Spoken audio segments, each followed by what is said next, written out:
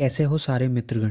तो Realme 11 Pro market में आ चुका है और आज हम उसके की फीचर्स के बारे में डिटेल में समझेंगे। जैसे कि अगर आप Realme 11 Pro के कैमरे के फीचर में जाएंगे तो सुपर ग्रुप पोर्ट्रेट मोड है। पर क्या आपको पता है कि सुपर ग्रुप पोर्ट्रेट मोड की मदद से कैमरा इंटेलिजेंटली हर पर्सन पर फोकस करके सबको इक्वली एक्सपोज करके एक क्लियर इमेज जनरेट करता है। तो अगर आप ऐसे ही की फीचर के बारे में डिटेल में समझना चाहते हैं तो पूरी वीडियो को अंत तक देखें। सबसे पहले बात करते हैं डिस्प्ले की। तो Realme 11 Pro में 120 हर्ट्ज रिफ्रेश रेट वाली डिस्प्ले है, जिसका मतलब ये है कि स्मार्टफोन की डिस्प्ले 120 टाइम्स रिफ्रेश होती है 1 सेकंड के अंदर, जिससे कि आपको कम लैग देखने को मिलता है। बट ये डिपेंड करता है कि आप कितने एप्लीकेशन उस पॉइंट ऑफ टाइम पे यूज़ कर रहे हो। अब बात करते हैं इस फ़ोन के डिस्प्ले की दूसरे फीचर के बारे में, जो कि है 2160 hertz PWM dimming pulse width modulation. ये एक ऐसी टेक्नोलॉजी है जिसमें स्मार्टफोन की बैकलाइट को काफ़ी जल्दी जल्दी ऑन और ऑफ करके ब्राइटनेस को एडजस्ट किया जाता है। तो जब कई बार आप अपने फ़ोन को लो ब्राइटनेस पर चलाते हो तो आपने कई बार महसूस किया होगा कि आपके आंखों में कुछ दर्द हो रहा है,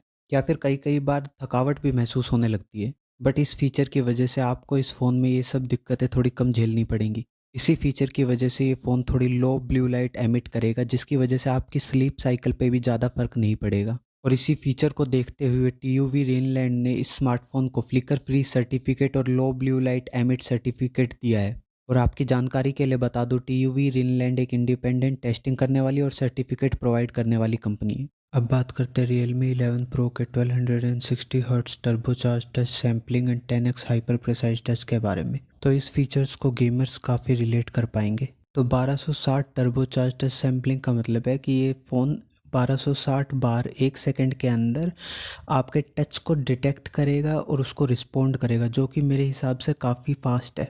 तो अगर बात करें 16x हाइपर प्रिसाइज टच के बारे में, तो इस फीचर की वजह से आपका स्मार्टफोन हर एक टच को बड़े ही प्रिसाइजली रिकॉग्नाइज करेगा। तो आपने ऑब्जर्व किया होगा कि कई बार आप टच किसी बटन को करते हो और दब कोई और जाता है, तो इस स्मार्टफोन में ये सब दिक्कतें आपको नहीं झेलनी पड़ेंगी। तो अब बात कर लेते हैं इसके कैमरे के बारे में। स्मार्टफोन में 100 megapixel pro light camera with OIS।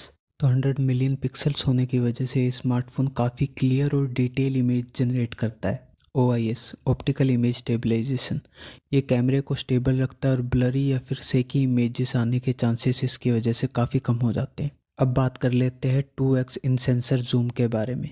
2x in sensor zoom, तो ये फीचर काफ़ी सिंपल सा है।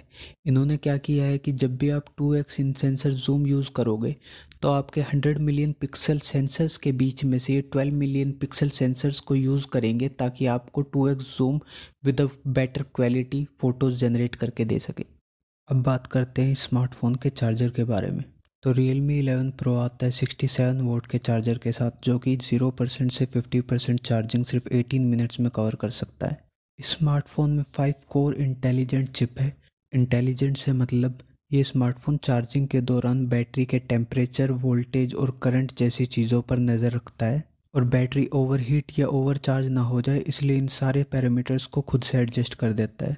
ये चिप आती है 38 लेयर्स ऑफ प्रोटेक्शन के साथ, जिसमें से कुछ है over voltage protection, over current protection, temperature control, short circuit protection. ये सारी प्रोटेक्शन फ़ोन के डैमेज होने के चांसेस को काफ़ी कम कर देती है। अब थोड़ा सा बैटरी को भी डिस्कस कर लेते हैं। तो Realme 11 Pro में है 5000 मिली एम्पेयर आवर्स की बैटरी। तो अगर आप कॉलिंग के लिए इस्तेमाल करोगे तो ये स्मार्टफोन 39 घंटे तक चलेगा, और अगर आप वीडियो चलाओगे तो 18 घंटे तक, और अगर स्टैंड बाई रखोगे तो 404 घंटे तक, और अगर गेमिंग करोगे तो 8 घंटे तक, और आप 23 घंटे तक इसमें बिना रुके म्यूज़िक सुन सकते हो। पर ये सारे एक एस्टिमेट है, जो कि डिपेंड करेंगे स्क्रीन की ब्राइटनेस, एप्लीकेशन यूसेज और नेटवर्क की कनेक्टिविटी पर। तो आज के लिए धन्यवाद। अब इस वीडियो को यहीं समाप्त करते हैं।